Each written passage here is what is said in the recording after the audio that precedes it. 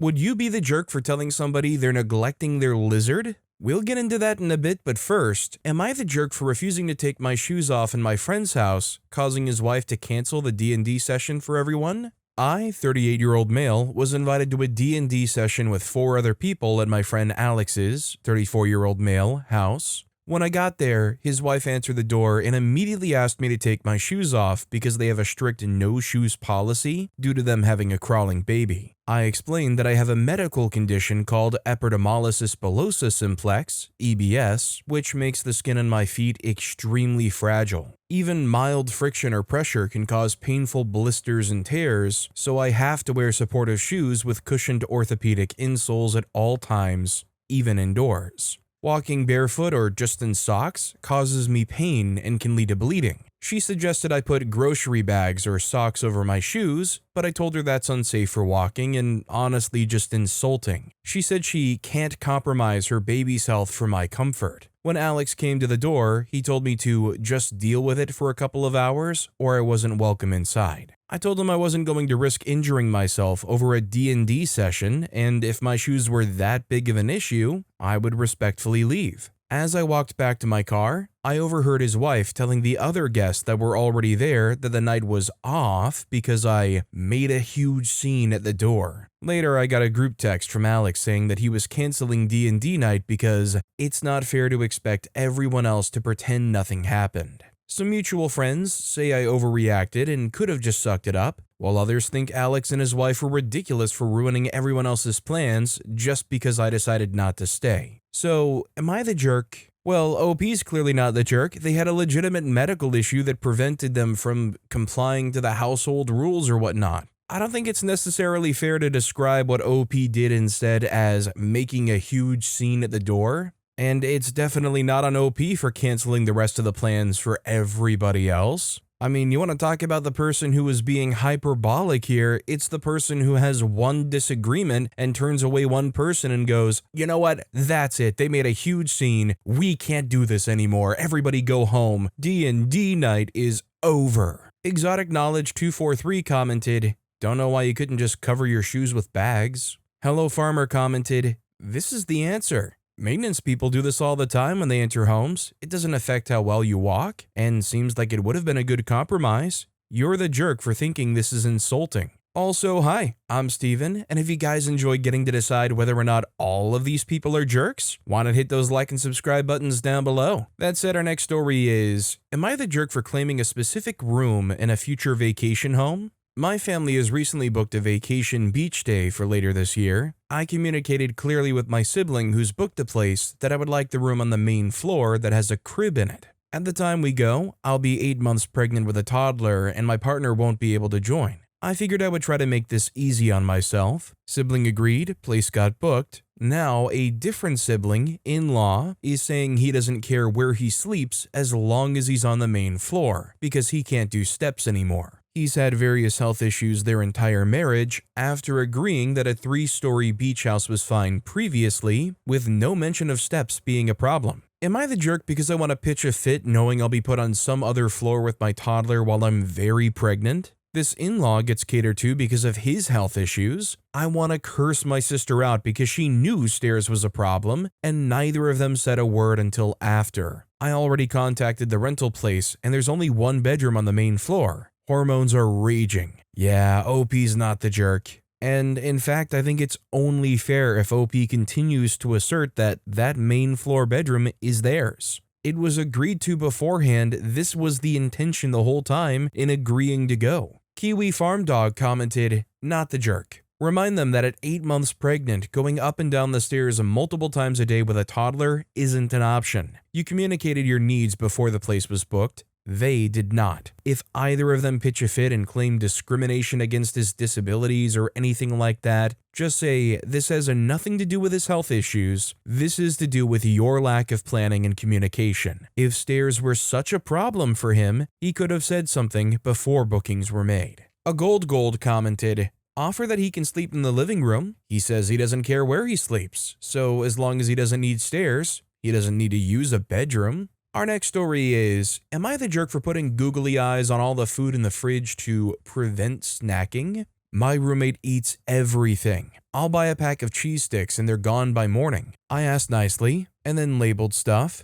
No change. So I got creative. I bought a pack of stick-on googly eyes and put them on everything. Milk, eyes, leftover spaghetti, judging you. Even taped one to a banana. It worked. He said it creeped him out and he stopped eating my stuff. Now he says I'm being passive-aggressive and creating an emotionally hostile refrigerator. Am I the jerk for turning the fridge into a surveillance horror movie to stop my food from vanishing? Honestly, I say I love it. If that's what it takes to get your roommate to stop eating your food, I say it's fair game. It's not like the googly eyes are leaching into any of the other food products and making it unsafe. And from the way it's described, I would say it's unfair to necessarily call it like a phobia. I mean, if he's just creeped out or unsettled by it, I'm sure they're still willing to open the fridge and eat whatever it takes to keep themselves alive and going. Yitzy commented, I think you should put a sign on the fridge door that says, emotionally hostile refrigerator. Our next story is, am I the jerk for not paying 1/3 of my salary for my kids' college? Both my kids are in college. Through my teaching job, my kids can attend my private college, $55,000 plus tuition, for free, or one of our exchange colleges for close to free. My kids don't like any of the colleges in the list, including mine. My ex-wife is proposing that it's fair to pay the amount of our state college's tuition plus room and board. Though they could live at home if they attended there, the cost is $30,000 per kid, which means $30,000 each for my ex and I. $30,000 is over 1/3 of my annual salary. My ex has already told the kids that this is a done deal. I will pay, she said, whatever you decide to pay, and she will somehow take care of the rest. So clearly the expectation is, if I'm not a total jerk, that I'll split it half and half. She makes less than I do. I don't want to pay any of it. I stuck with this job in part for the benefits, the tuition benefits specifically. I also don't want to say, okay, I'll pay $5,000 per kid per year because they could be going for free and they chose not to, because then I'm the jerk. But am I the jerk? Help. I feel like a stingy jerk, but I would really like to have some boundaries. I mean, let's put it this way. I think almost any parent would like to be able to help their kid go to college and afford college. But if you're in a financial position where you're not rolling in the dough and you can't just bankroll tuition like that, I think it's pretty understandable that it's going to give you some pause here. Ultimately, not every parent is going to be able to afford to send their kids to college. I mean, I think it would be nice if OP's willing to help out to some degree. Maybe even commit to helping with like some loans or something. But committing to pay upfront or in a very short amount of time 1/3 of your yearly salary, obviously for most people is just not going to be realistic. Effective1236 commented, not the jerk. College is a privilege, not a right. Your kids have the opportunity to go for free or next to free, but they don't want to do it. Then they can pay their own way. Why is your ex-wife making unilateral decisions about your finances? She wants to let her mouth write checks she can't cash? That's her problem. You provided your children with a great opportunity. You already did your part. Our next story is, am I the jerk for giving my fiancé a forehead kiss? My 24-year-old male, fiancé 28-year-old female, and I are getting married later this month. My dad had us over today and we stayed late. My stepbrother, 25-year-old male, had his girlfriend, 25-year-old female, over. The 6 of us were watching movies. It was getting late and my fiancé fell asleep. She woke up around an hour later and I gave her a forehead kiss. That's become a bit of a thing for us. I always give her a forehead kiss when we wake up in the morning. I also do it when she wakes up from naps. It's to the point that it's habit now. A little while later, my stepbrother pulled me aside and demanded I stop forcing my perfect relationship down his throat. I told him I wasn't forcing anything. I was just kissing my fiancé, and he cut me off and called me a jerk and then went upstairs. The rest of the night went pretty normal. My stepbrother's girlfriend went upstairs to look for my stepbrother after a while. My fiancé and I just got home, and I received a text from my stepmom. It said that I should apologize for making my stepbrother uncomfortable and stop acting so obsessed with my fiancé. Am I the jerk for giving my fiancé a forehead kiss? Can I just say I think it's wild that OP's being told to apologize for giving their fiancé a forehead kiss? Like, seriously, what is going on here? Come on, OP. Don't you know this is a strictly Christian household? This is like the quintessential, why he say freak me for kind of moment. So much more Eagle commented, not the jerk. I'm guessing your brother's girlfriend was like, why can't you be nice and sweet to me the way OP is with his fiancé? And he got ticked at you instead of just stepping up his game. Our next story is, am I the jerk for refusing to let my mom wear white to my wedding, even though she claims it's her last chance to feel beautiful? I just turned 23 and I'm getting married in October. My mom and I have always had what I would refer to as a rocky relationship, especially since I got engaged. She's been oddly competitive, commenting on my body, comparing our rings like we're in a competition, saying things like, this day is as much about me as it is about you. I honestly thought she was joking until she showed me the dress she bought, a white floor-length gown that looks exactly like a bridal dress, and I told her flat out she cannot wear that, because in my opinion, it doesn't match the occasion. She got quiet and then burst into tears, saying it's her and this was an opportunity to feel beautiful before getting old, and that I'm selfish for not letting her have this one thing. I felt really bad about this, so I also offered to go shopping with her to find something elegant and more appropriate, and all of a sudden her countenance changed and then she told me I was controlling and ungrateful. What gave me peace was that my fiancé backed me up, as did my maid of honor. Now my mom is threatening to not come to the wedding, and my aunt says I should just let her have this to avoid drama. I don't think I'm wrong for drawing a line here, but now part of me wonders if I am the jerk. Yeah, no, OP's 1,000,000% not the jerk here. This isn't the kind of behavior that you would expect to see from your mom. This is the kind of behavior you would expect to see from a bratty kid who wanted to be flower girl but was told they couldn't. That snot-nosed kid that storms the aisle anyways and starts like pretending to throw flowers to feel involved. Realistic Weird 4259 commented, no wonder you have a rocky relationship. She's a narcissist who has you so dang gaslit you don't see the forest for the trees. Or the bridal for the gown. Don't let your aunt gaslight you either. Frankly, if they're pulling crap like this now, I say don't invite either of them to the wedding. And be really clear as to why. Because no, mom, this day is not as much about you as it is your daughter. What the actual freak? Signed, Mom and Grandma. Our next story is, am I the jerk for refusing to give up my bed? At the weekend, my girlfriend and I went out for a meal and went to the cinema with her 16-year-old cousin. The plan was to drop the cousin off at home afterwards, but when we got back to the car, my girlfriend asked her cousin if she wanted to stay over and we could go back and play video games, etc., and her cousin agreed. When we got back, the evening was going fine. We were just chilling out, playing video games. Her cousin went to have a shower, and my girlfriend mentioned that I would have to sleep on the sofa. I refused and said her cousin can sleep on the sofa and that I'm not giving up my bed just because my girlfriend decided to unilaterally invite someone over for the night. She said it's not fair to have her cousin sleep on the sofa, so I asked why it was fair to have me on the sofa. She didn't answer, she just said that she thought I was being unreasonable and that I should be fine giving up my bed. I refused again, and she just said I wasn't being fair. I just said that I shouldn't have to give up my bed in my own home, and that her cousin is the one who is sleeping on the sofa. Am I the jerk for refusing to give up my bed? The important thing here, in my opinion, is the fact that OP wasn't the one inviting them in. It isn't fair for one partner to invite a random person into the shared space and then expect their partner wholeheartedly to just give up their bed randomly. They didn't ask for any of that, and if there's anybody more suitable to sleeping on a couch, it would probably be the 16-year-old cousin. Brittany Floss commented, not the jerk. Not sure if you and your girlfriend live together, but it doesn't matter either way. It's your home and your bed. If she doesn't live there, she has no say. If she does live there, it's a choice you make together ahead of time.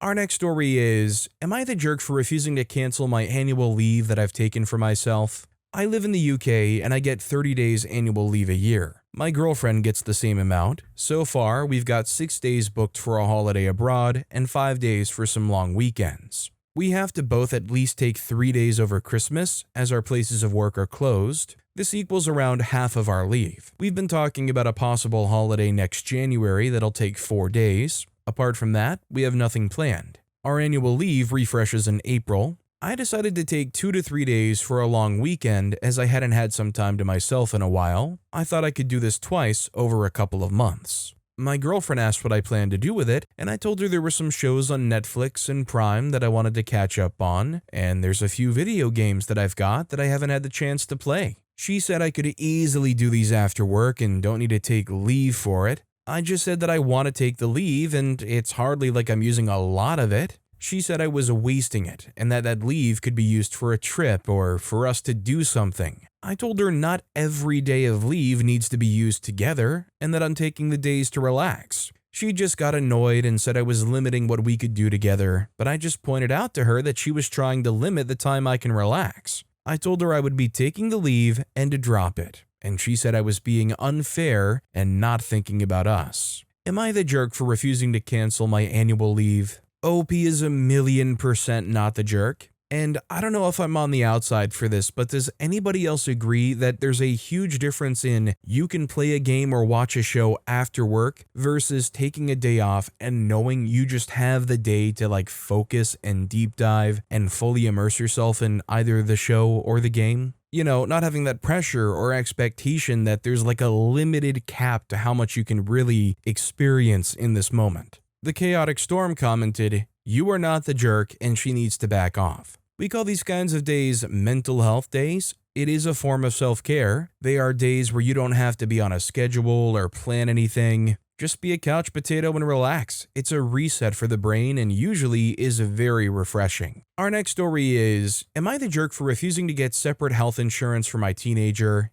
Just to update, because a lot of people think my husband is the one paying for health insurance. We split all our bills based on the percentage we each make. Since I make 58% of our total income, I'm responsible for paying 58% of all bills. And this includes health insurance. He comes out of his paycheck, but I pay him back 58% of what he paid. So, if anything, I'm paying majority of the insurance. My husband and I have been married for 8 years now, and I have a 16-year-old son from a previous relationship. His father is not involved whatsoever, and if I'm lucky, I see a child support payment, unless they take it from his taxes. Well, my husband works for the state. Too high means he gets really good health insurance, so we all have health insurance through his job, including my son. Last night, we got into an argument because I gave info to my son about something, and my husband got really ticked about it. They don't have a good relationship because my husband is much more strict than I am, so my husband and I both agreed that when it came to discipline,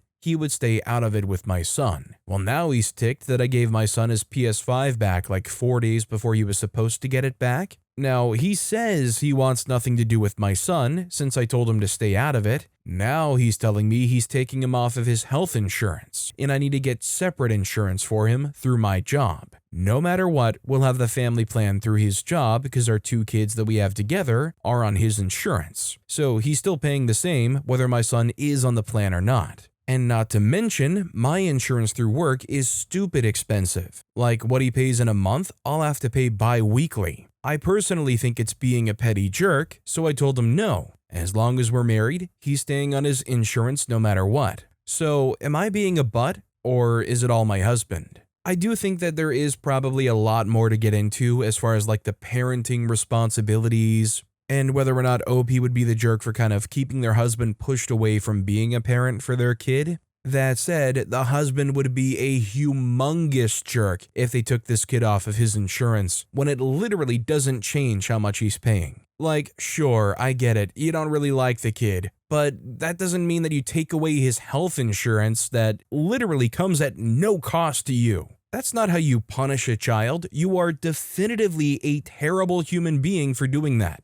Even if you don't like the kid, there's no excuse. You don't take away healthcare insurance from a kid just 'cause. What did that kid do? Poke your mom's eye out with a fork? Maybe I could see it being justifiable then. Equivalent to one commented, "Everybody sucks here." So for more than half of this child's life, this man, your husband, has been around, and your partner in all things except parenting this child. And now, because you decided your husband was too strict, you gave your kid back something he was restricted from as punishment. Something that is entirely an extra in life. You can't have it both ways. Your husband is either a parent with you or not. Your husband financially punishing the entire family because he's upset with you is also a dumb thing. Also, you should read the insurance packet and see, because where I am, you can't just drop someone mid-policy year unless there's been a qualifying life event. If this is in his renewal period for his work, then he can, but if not, it can be harder. I don't know if the insured being a minor factors into this or not. You and your husband need to be a team, and stop punishing the child when y'all are mad at each other. Our next story is, am I the jerk for telling my girlfriend I will not call her fat? For cultural context, everyone in this post is American, specifically from California. I, 19-year-old male, have been dating my girlfriend, 21-year-old female, for 2 months. She's plus-sized, and so is her sister, 23-year-old female, and mom, 47-year-old female. When my girlfriend and I arrived to her mom's house, the mom, the sister, and my girlfriend talked about how fat each other looked. During dinner, because they were talking about a TV show, the topic went to a scene where a man got in trouble with his girlfriend because of the "do I look fat today?" question. They were talking about how silly the notion is that a man is always supposed to say no. My girlfriend asked me if she looked fat, and I told her I will not call her fat. My mom and sister laughed, but my girlfriend looked annoyed. Later, she told me I was infantilizing her. Am I the jerk? I think OP is not the jerk because it's not about infantilizing, it's not about even like protecting her. I think it's likely because OP perceives calling somebody fat or saying you are fat is a derogatory or mean-spirited or intentioned thing. Like, let's just be honest, and if you took a step back and looked at a scale of what you consider skinny versus fat, and even if you can objectively say that your partner does fit on the fat end, I think it's understandable that it doesn't automatically mean that it's comfortable to say, yeah, you're fat. If you are okay with it, if you can own it, that's cool. But I would be right there with OP. I wouldn't want to be saying it either. It just doesn't feel right. Desperate and Done Hero commented, not the jerk. Your girlfriend is perfectly aware of what size she is without asking your opinion. You gave a respectful reply. She's playing some kind of game with her mother and sister and is trying to drag you into it. Don't let her. Our next story is, am I the jerk for taking walks on my lunch break? A few years ago, I started a job that was more office-based than previous jobs. Because of that, I was moving less and gained some weight, and I'm very out of shape. I'm not overweight, but I'm carrying a little more fat than I'm used to, and I can tell my cardio ability has gone down. I get a 1-hour paid lunch per day. A lot of my coworkers eat at their desk and do a little work, like maybe answering an email, but mostly eating. I personally go to my car to eat and then do laps around the parking garage before I go back in. I'm never gone for more than an hour. I am back on time. Recently, I did my normal routine. I grabbed my lunch, went to my car and ate it, and then I started on my walk. I happened to run into a coworker during my walk. He was out there because he forgot something he needed from his car. He stopped me and asked what I was doing. I told him I ate my lunch and now I'm taking a walk before my lunch break is over. He didn't like that answer and said our lunch break is for eating, not walking, and that when I'm done eating, I should go back to work. I told him we are given an hour for lunch. I want to use all of it in the best way I can. I think he told other people because then I've been receiving comments before I go on break that I didn't receive before. I don't think I'm wrong. I'm entitled to my break. All of my work gets done on time. I take it at about the same time every day, so it's expected I won't be available and I maybe come back to a few non-urgent emails. I have my phone on me in case someone calls for an emergency, which has never happened. I talked to my parents about it and they both said they work through lunch and I shouldn't be out walking. But they're also older and raised in a different time, so I don't know if I should trust their judgment. So am I the jerk for taking a walk during my lunch break? ETA, it's paid. A lot of people think it's unpaid. I am paid for it. I'm salary. My manager doesn't have an issue, but some people I work with do have an issue, knowing I use part of it to walk. I think it's pretty safe to say OP's not the jerk here. The operative word is not lunch, it is break, as in lunch break. If you used your whole lunch break to walk laps around the parking garage, in my opinion, you're more than entitled to do so because it's your lunch break. I mean, does OP have to find a loophole now? Do they just have to take laps around the parking garage the whole time while snacking on a granola bar? Does that count enough in this poor guy's eyes? Sam Bartlett 1776 commented, I'm older and always walked on my lunch break. Fresh air and exercise meant I was more alert during the afternoon. Most days, a coworker joined me. My spouse worked at multiple locations with a gym and shower. They would run on their break. Our next story is, am I the jerk for telling someone that they neglected their lizard? I, 23-year-old male, work in an exotic pet shop. As part of our shop, we offer boarding services for when people go away on vacations, since it can be hard to find someone to watch your pet lizard. Recently, we had a customer drop off their bearded dragon to us for boarding. They purchased her about a year and a half ago. When she left, she was a healthy sub-adult. The family did a ton of research, so we felt comfortable with her going home with them. A few months back, she was dropped off to be boarded. When she came in, she was severely underweight. I brought it up to them and they said that she looks the same, that she was eating, and that everything was normal. Fast forward to a few days ago and dropped her off again for boarding. At the time, I wasn't working, but when my boss saw her condition, he told me that he spoke to them out for how they were taking poor care of her. He gave her some medicine, placed her into a hospital enclosure, and asked me to check on her when I got into work. When I went into work, the entire place reeked of death. She had passed away overnight. She looked incredibly skinny, practically skin and bone. Her eyes were crusted over with dried skin, and when you flipped her on her back, you could literally make the outlines of her organs in her body. She was stiff as a board and unresponsive. I called the number they left in our boarding log.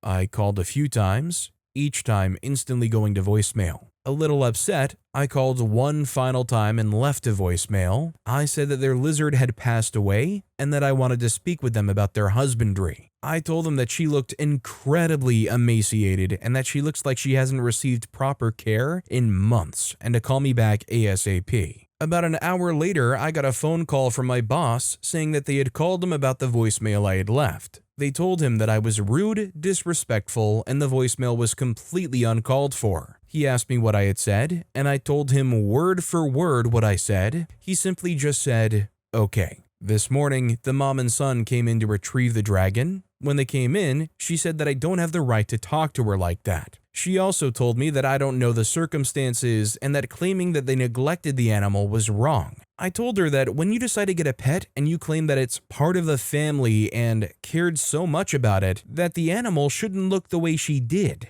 I told the son, 19-year-old male, that I know life gets busy sometimes. But if you can't take care of the animal, either figure out a better routine or put it up for adoption. Her son swore that he was caring for it and that she was fine a week ago. I told him that this doesn't happen over a week. You should have brought it to a vet or put her up for adoption. Her condition is just unacceptable. Upset, they took the dragon and walked out. So, am I the jerk? OP was definitely not the jerk. OP knew exactly how this lizard was being taken care of. Nothing they said was truly out of pocket, disrespectful, or unwarranted. Hopefully, OP not taking any of that BS and cutting through that and telling them exactly what they said may be a wake-up call. And hopefully they just never adopt a reptile again. God forbid if they adopt a pet again, they should probably stick to dogs or cats. At least those have an actual feedback loop, unlike poor lizards. Smoked Cashew commented, "Not the jerk, you were truthful, and the truth hurt." I would also think about calling any other exotic pet stores nearby to warn them about this family to prevent this happening again. If they appeared knowledgeable and caring enough for you to sell to them, they might convince someone else as well. Our next story is, am I the jerk for leaving a trip early because it got too expensive? I, female, 28, went on a bachelorette for the weekend. Prior to the trip, I let the group chat know that I'm on a budget and need to know the expenses in advance before I can agree. We all agreed on around $500, which I thought was doable. Before getting there, we paid for the hotel and ride around since we were drinking, which was $300. We split it to where the bride wouldn't pay for these, which I was fine with. Then when I arrived, we had our dinner planned and went to a fancy restaurant. I ordered the cheapest meal, and then one of the girls took the bill and paid. The following day, I asked how much the tip was to pay my portion, and the girls responded to split the check, and I said no, my meal was nothing compared to them. Then they expected us to pay for the bride for everything she's ordered the entire trip while she's getting the most expensive meals and drinks and flights at places. Then said, why would you come here and not pay everything for her? I understand paying for certain things for the bride, but I wasn't expecting to pay for her entire trip. Other bachelorettes I've been on didn't do that. However, if they would have told me in advance, I could have planned. everyone knew but me. I told the bride that the girls were rude and that I can't afford to stay and I'm uncomfortable. She said it was fine, she appreciated my time. Keep in mind, I wasn't invited to the wedding because she couldn't afford it, then uninvited me to the bridal shower and as a friend. The bottom line here is OP was blindsided with this, so they're clearly not the jerk. They didn't expect to pay any of this. And understandably, a lot of us, especially in 2025, when blindsided with a big-time bill, aren't necessarily always in the position to just wave it off and say, "Alright, fine, I got this one this time." Horror Article 7752 commented, "Not the jerk. Been there, and honestly, if the flight wasn't so expensive, I would have left early too. I'm disabled, so I can't work as much as the other girls, and I also didn't realize that even though I bought her flight and her wedding gift, the other girls were expecting me to help pay for all of her meals and for her portion for Ubers as well. I never want to go to another bachelorette party." Our next story is, am I the jerk for refusing to let my friend into my house after she was over 6 hours late? My friend, 18-year-old female, and I, 18-year-old female, were supposed to go to a car show pretty early tomorrow morning. She was going to sleep over at my house since I live like 10 minutes from it while she's like 30 minutes away. We called at around 5 p.m. and she said she would be over by 9 p.m. at the latest because she was going to a car/motorcycle meet. I was totally fine with this because I don't go to those meets because of the dangerousness of them and the not-so-legal things that go on during them. At around 7 p.m., I texted asking for an update, to which I got no reply. A little extra backstory, she bought a motorcycle 3 days ago without telling her parents, has no license, permit, insurance, plate, or registration, and already got into an accident the first day of owning it. Totally her fault. She was arrested but released pretty fast. This is her third time she's had to go to court for vehicle violations, and her parents still have no clue. Anyways, the plan was that she would drop off her bike somewhere, grab her car, and then come over by 9 p.m. But I knew she was just going to bring her bike to my place anyway. I texted every hour to check in, still no response. I'm truly just terrified for her safety. My parents, who aren't super strict but they're firm, said that by 10:30 p.m. she couldn't stay over anymore because it was too late, they were heading to bed, and they didn't want an illegal bike in their driveway or issues with the HOA for loud noises at night. They're crazy about noises past 9 p.m. because we live in a neighborhood with a good amount of seniors. I apologized and explained everything to her through text on 3 different platforms. She never fully opened any of my messages, half-swiped, but was active in posting. At like 3:45 a.m., my parents woke me up telling me that she was outside revving her bike in our driveway. We all stayed quiet, pretending to be asleep. Then she started banging oddly loudly on the door. I still didn't let her in. At around 4 a.m., she finally left. She texted me back, calling me the biggest jerk and worst friend ever. I haven't responded. I still plan to apologize because she's one of my only real friends, or so I thought, but then she started posting on TikTok and Instagram about how awful and terrible I was. I honestly just felt so disrespected and disgusted at her disregard of respect for me and my family. Am I the jerk for not letting her use me as a place to crash and hide her real life from her parents? What do I even do from here? Edit, as per everyone's advice, her parents ended up texting me first because they saw that her location was no longer at my house, and so I had to tell them the truth because I'm not about to lie to her guardians about where she was or why she wasn't at my house. I'm deciding to cut her off. While we've been through a lot together, I cannot risk my own safety or sanity by continuing to entertain her irresponsible behavior. I'm tired of acting like her mom. Thank you to everyone for your advice. Yeah, it just kind of sounds to me like two people who have wildly different life priorities and kind of lifestyles. And like, no matter how much you connect when you're on a one-on-one level, if they're like trying to drag you into their lifestyle or kind of bringing their lifestyle to you, it's not surprising that it just doesn't work. Waylon Circula 23 commented, "Not the jerk. Your parents told you she's not coming in past 10:30 p.m. Fairly reasonable. She was meant to come in the evening, not at night. You're not a hotel she can just come and crash at. Quite frankly, either your friend is reckless and dumb, or she's going through a tough phase. But either way, it's not your responsibility. I had unfortunately a couple of friends like her. You always end up acting like their mom. You get worried and anxious for them when they don't give a freak. If I were you, I would stop seeing her. Put yourself first. P.S. What friend goes on Instagram to embarrass you and air your dirty laundry in front of everyone instead of replying or talking to you? Our next story is, would I be the jerk if I kick my boyfriend's sister out of our house? I, 25-year-old female, have been with my boyfriend, 27-year-old male, for 3 years, and he moved in with me last year. Everything was going great until last Christmas when his parents announced they were selling the family home and downsizing, but they wanted to go on one of those 6-month-long cruises around the world.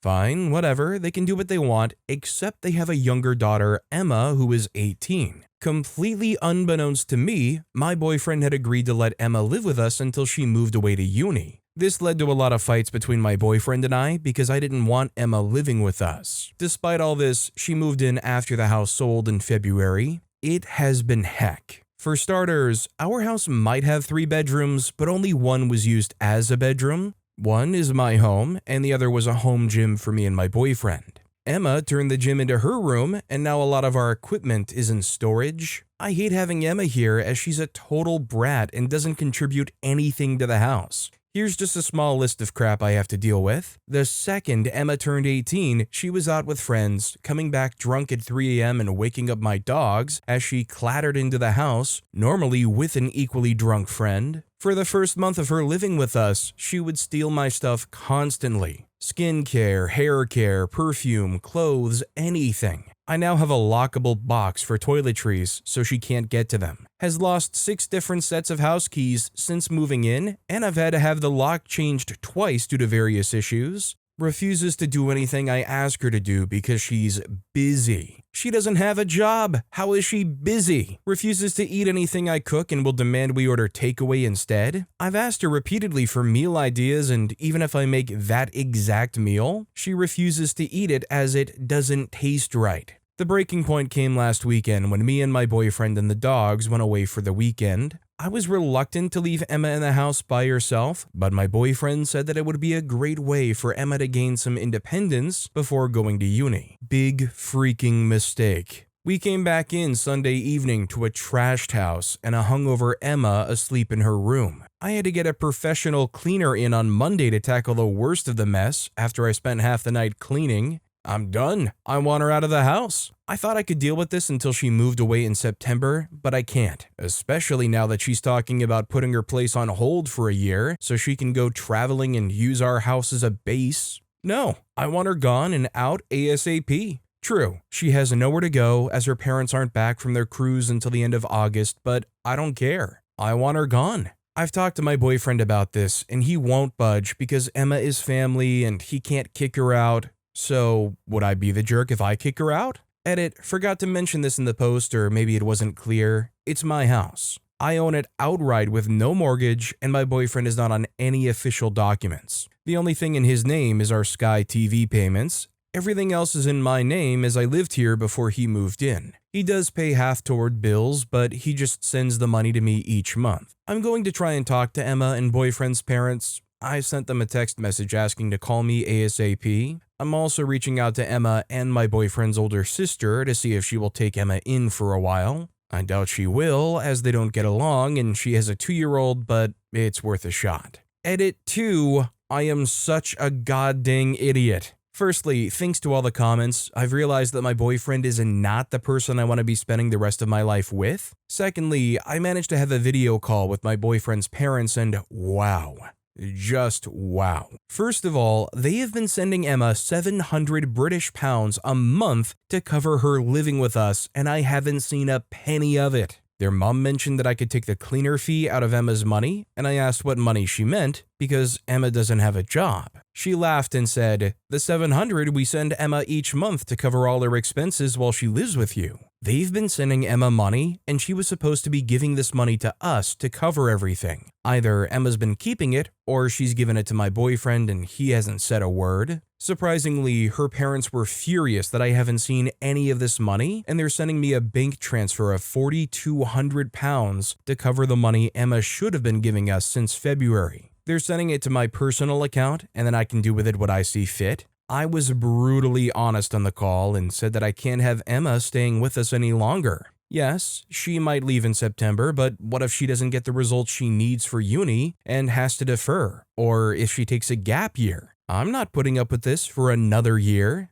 Their mom is going to talk to her sister and see if Emma can stay there until they get back at the end of August. For those wondering, yes, they have a house all lined up for when they return. They will not be living with us when they get back. I'm going to have a serious talk with my boyfriend this evening, and I'm now rethinking our whole relationship. If he tries to fight over Emma staying, then it's over. A lot of the comments in this post have made me realize that I've been a doormat to this man since Emma moved in. Also, that I should have been charging him rent, and I'm not standing for it anymore. Wish me luck, helpful Reddit folks. Wish me luck. I think if you're not happy in your space, your home, where you're going to be spending most of your time, it definitely drains you. It wouldn't surprise me that it would get ugly pretty quickly. I just think your home is like your sanctuary, like where you should be able to go to completely unwind and be like at peace as much as you can. I can't blame OP for not wanting somebody that they don't really know, that brings bad energy, brings in a heck of a lot more work, doesn't cover any bills, so it makes it more expensive.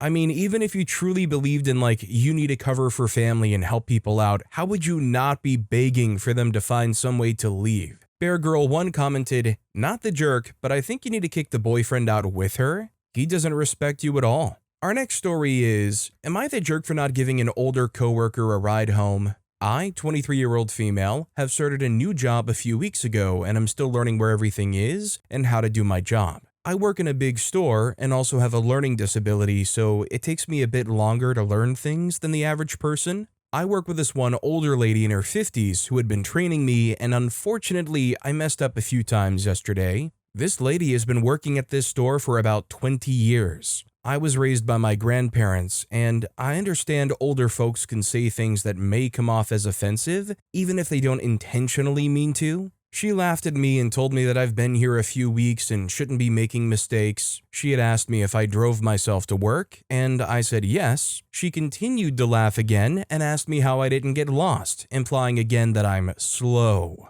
That really bothered me because, as I mentioned above, I do have a learning disability and I really do try my best at work. She was complaining about me to management, telling them that I was too stupid to even function, stop hiring slow R-word people, and that they should fire me. The next time I saw her, I explained that I have a learning disability and it takes me a little bit of time before I can get things perfect. I also told her that her comments were making me uncomfortable and if there was any way we could move past this. She told me that I was being too sensitive and that my generation can't take criticism. I honestly decided to stay away from her and just focus on my job. Some of the comments she was making about me were making me feel uncomfortable. I hope I'm not being overly sensitive, but I don't appreciate being insulted and verbally abused even after I try to communicate and talk it out like an adult. At the end of the shift, she followed me to the bathroom and asked me if I could give her a ride home. I just told her, not today. And she tried to make me feel guilty because of how old she is and that I was denying an older woman a ride home. She stated that I was being immature and holding a grudge on her because of what she said.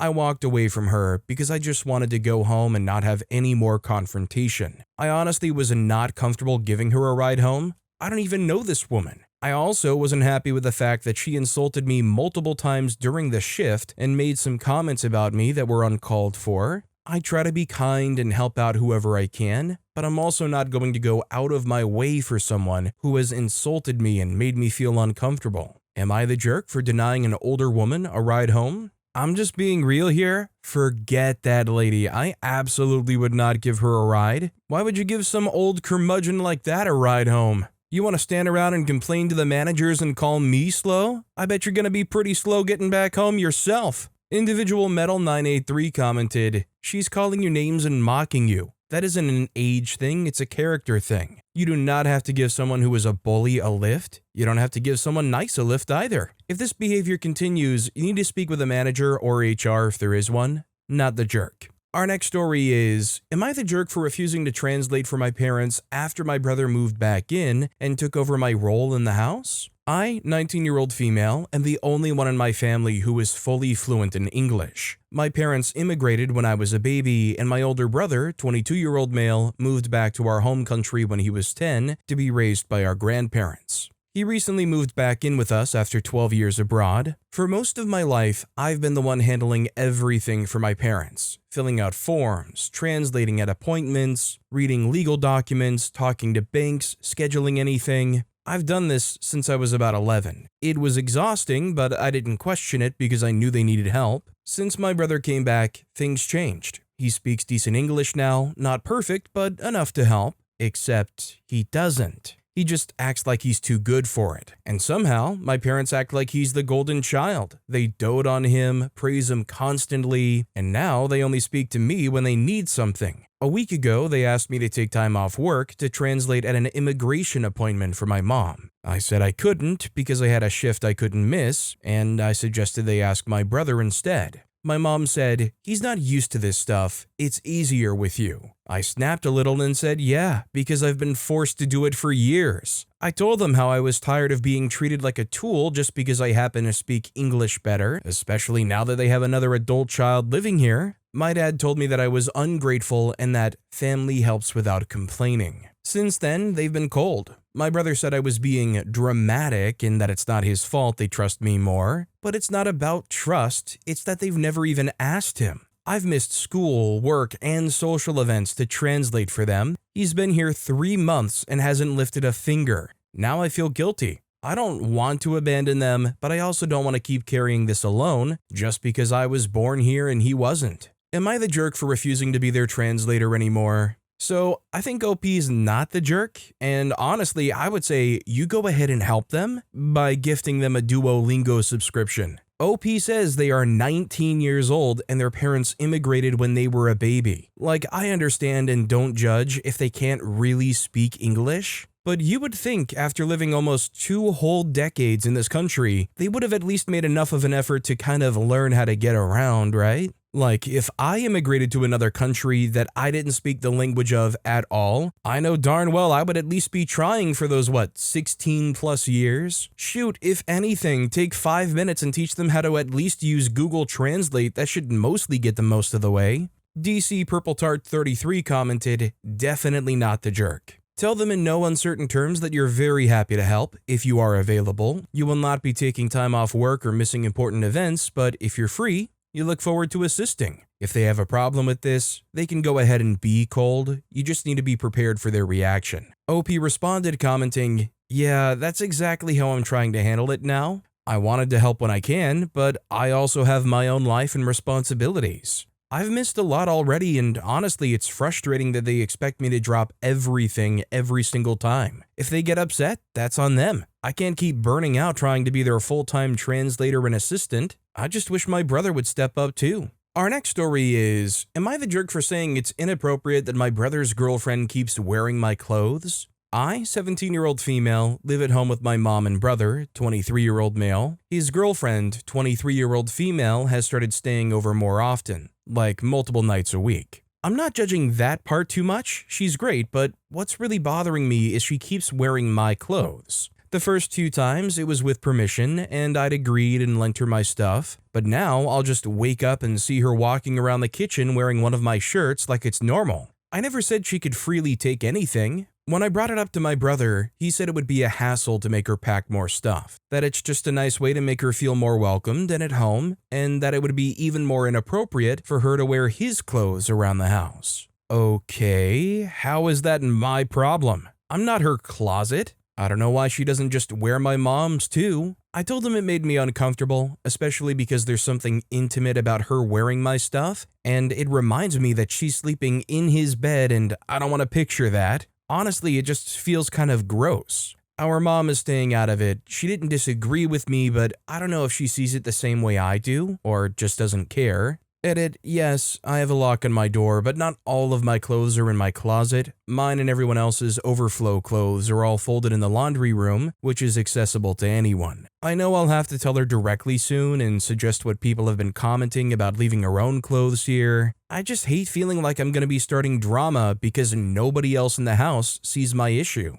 Another edit, I just want to mention I know I may seem passive, but I let it slip by a bit longer because he's told me she has a delicate situation back at home, whatever that means. He also said it's because like how sisters always borrow each other's clothes and I should try to be more understanding and like I don't want to be a jerk because I don't have an issue with her outside of this, but she is not my sister. She is his girlfriend and I don't care if it's just 2 shirts borrowed in a week. I still feel like it's too much. OP is definitely not the jerk. It is your clothes, and it's understandable that you don't feel comfortable with other people wearing your clothes. At least, especially when it's not approved of. Even beyond the whole like sleeping in his bed thing, imagine you don't approve somebody of wearing your clothes. They wear it anyways, they go out, it's a hot day, they're sweating in your shirt. Like, that grosses me out. China AA commented, if she's going to come over and stay over so much, she should start bringing her own clothes. Like, what the heck? Does she not have shame or feel weird in someone else's clothes? Our next story is, am I the jerk for telling my friend she needs to put her horse to sleep? I am genuinely feeling like the biggest jerk at the moment, so please let me know. I, 33-year-old female, have a friend Alex, 31-year-old female, who I've known for over 2 decades. Both of us are into equine sports and horses, and have been since we were very little, 5 to 6 years old. Both of us have our own horses. One of her horses, Jack, 20-year-old male, has been retired for the past year. She had him for about 10 years. Unfortunately, last week he had a freak accident while out in the field, which resulted in his forearm, between the horse's knee and the shoulder, breaking and piercing the skin, so open wound. I am gonna be honest, it doesn't look good and the rehab for it is incredibly long and difficult. Jack is clearly not handling it well. It took ages for the vet to come over and he's just been stabilized to make sure he doesn't move, and they're waiting for a surgery slot to open up. There's an option for a sooner surgery, but it means Jack will have to be transported to the city about 6 to 8 hours away, which is not something he can manage in his condition, considering he can't put any weight on his front leg.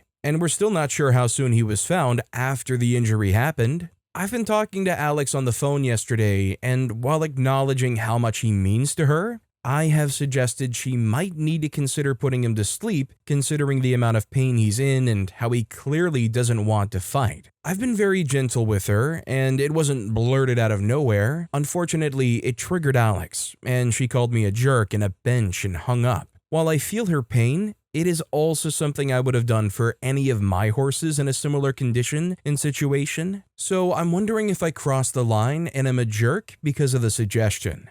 Edit, this gets asked a lot. I'm unsure what the vet has said to her, as it was a private talk between them, and the vet finally showed up 2 days after the initial call. Unfortunately, the vets in our country are not great, and I've personally witnessed them say that a pet can be saved when it has been halved. And I also find it dodgy how there's no available spots till late in the month for an operation, considering we don't have a lot of yards or farms in the area. I'm not a vet myself. All I did was some first aid courses for both humans and horses, but not qualified to obviously operate or do prescriptions. Edit 2, some facts about horses for non-horsey people to explain why I said what I said. About 55 to 60% of a horse's body weight is concentrated at the front. They need their front legs for pressure. As Jack's front leg is injured, he can't apply pressure on it without hurting it further, and also can't balance himself properly for long periods of time on 3 legs. Horses can't lay down for long periods of time due to their weight, a couple of hours maximum. Any longer, they'll likely end up with injuries that'll get worse the longer they're laid down. Hence why it's also important to make sure that the horse stands up during most of the emergencies or things like colics. Horses also need both of their front legs working to be able to stand up from lying down. So, I will be the first to admit I do know very little about horses, but one thing I've heard about horses a number of times really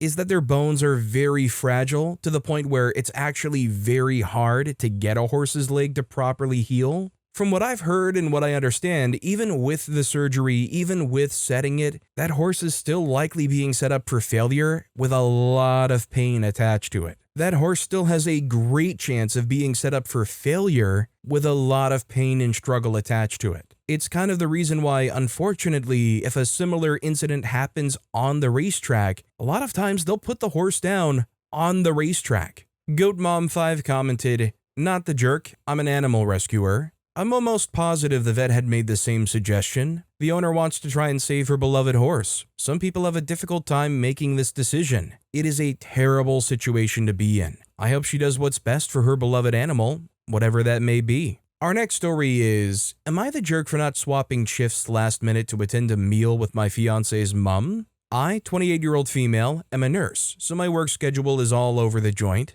I'm working overtime at the moment because we're trying to save for things like a house down payment, LOL, wedding, and also life in general, cause have you seen the price of cheese? Anyway, my fiance has a mom, as people usually do, and we see her once every 2 to 3 months or whenever there's a family occasion, which I'll usually put in time off for in advance, so I have no worries in going. But she sometimes asks us out to breakfast last minute, like a day or two before, which is fine because people who don't do shift work are usually free on weekends. I am not. When I first got with my fiance and she would ask us, I would find a colleague to swap shifts with or find someone to cover and owe them a cover. I did that mostly because I wanted to get in good with the family, but it's been 3 years now, and while I still try and make good impressions, I also want to live my life, do my thing, not try so hard. I've missed 2 lunches in the past year because I was working, January and last weekend. I didn't look for cover for a few reasons.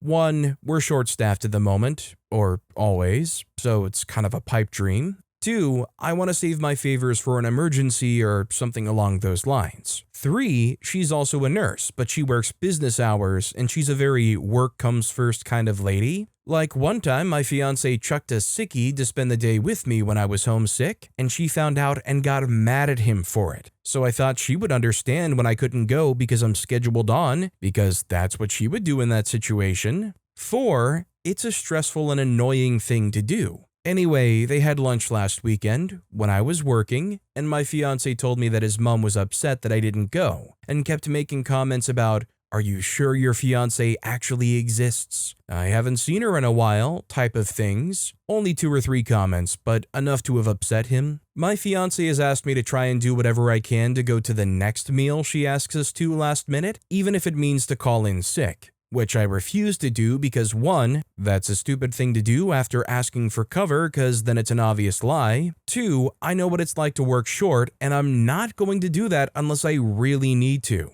And 3, what if someone sees us when we're out? I just don't want to have to deal with the hassle of switching shifts for a last-minute invite. He can still go, but if I'm working, I just want to go work and not feel guilty. So, am I the jerk if I don't try and switch shifts when I'm working when my future mother-in-law asks us out last minute for a meal? I'm right there with OP.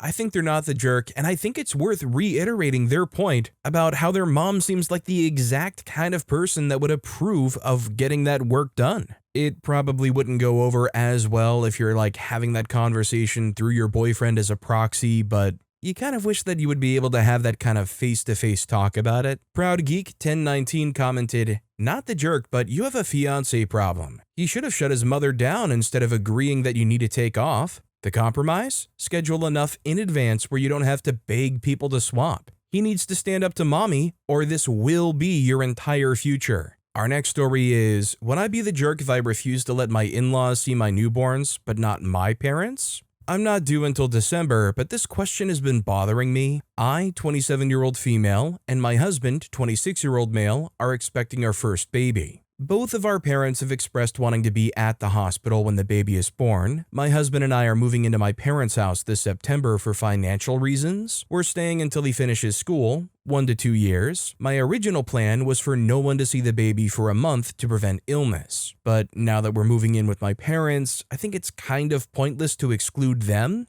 and having their help will be great. I'm thinking about asking my mom to not get too close to the baby's face but still help. However, for my in-laws, keep the 1-month rule. Maybe that's just unfair though, and I shouldn't accept help from my parents for 1 month and have them follow the rule as well. Because we're living together, I'm not sure. My mother-in-law has asked about hospital plans and I'm not sure what to say yet and don't want to upset them. They already dislike me due to a language barrier and my overall personality, very skittish and aloof due to past trauma. Any advice is appreciated. So, similar to horses, I don't have a lot of experience in taking care of newborns, especially in the first month of life. I've heard a few times of parents who want to just be able to have time alone with their baby, just the two parents and their kid. I don't know if it was always for health issues or trying to make sure that germs aren't exposed to their kids. That said, I think considering you're literally living with them, it's not like a selective advantage you're intentionally giving to one set of grandparents.